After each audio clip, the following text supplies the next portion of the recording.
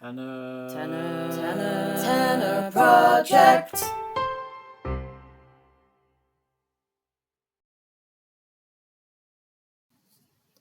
Hello and welcome back. Today's song is Jasper's Confession from The Mystery of Edwin Drood, music and lyrics by Rupert Holmes, and this was first performed in 1985. The Mystery of Edwin Drood was Charles Dickens's last novel. It was actually never finished, and Rupert Holmes has apparently had a lifelong fascination with this unfinished novel that he decided to make it into a musical. But the very interesting part of this entire show is that since there were no clues as to Drood's murderer, or even if a murder had even been committed, Holmes decided to let the audience provide the show's ending by voting how it turns out. So it was basically a choose-your-own-adventure, musical theatre style. And with there being multiple outcomes and multiple possibilities of who the murderer might be, all the cast had to learn all these different versions of like the final reveal song, and it would depend on the night, on the audience who gets to perform, and it would literally take like 5 or 10 minutes like in between off stage where someone would say it's you who's the murderer, and that character would have to come on and perform, and it might be a different person every night. But one thing that doesn't change is Jasper's confession. Now, Jasper is the uncle of Edwin Drood, and it's kind of mentioned earlier on that he is a little bit, a bit shady. In Act 2, regardless of who the murderer is, this confession by Jasper is sung about how he was the one who murdered Edwin Drood under the influence of laudanum, and it's because he has two sides to himself, an evil side and a good side, and the evil side took over.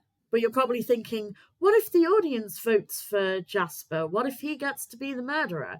Well, in that case, the second song doesn't get sung. The way that the audience vote happens is that the gravedigger comes in and says, actually, I know who really killed Edwin Drood, and that's when the audience vote comes into play.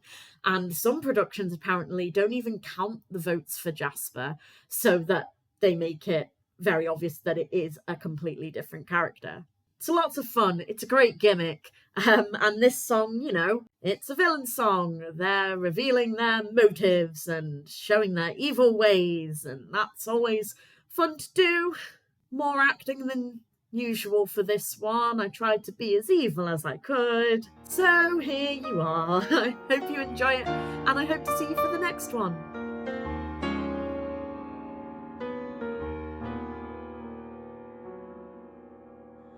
I will not lie. I wished Ned to die. Twice dead am I.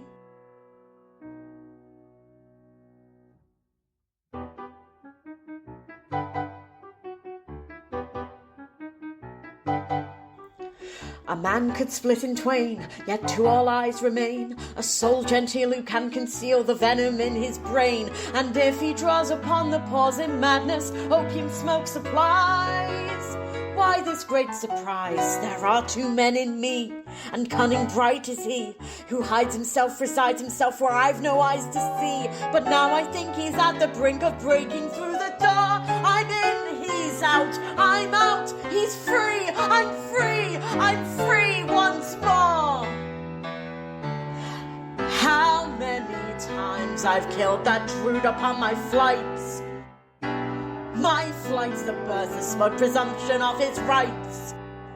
His rights as heir, his rights to share my rose's bed.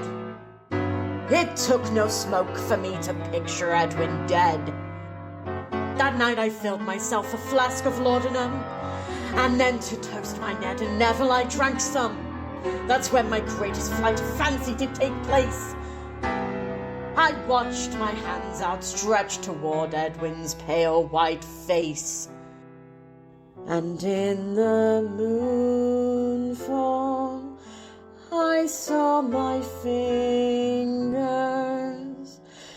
clutching his neck so tightly, touching my sleeve he felt so lightly.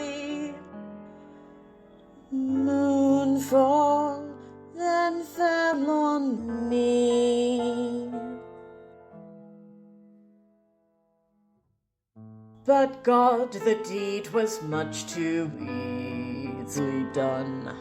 As much is over once it had begun. Such tragedy to finally make the kill, and not to awake to taste the thrill.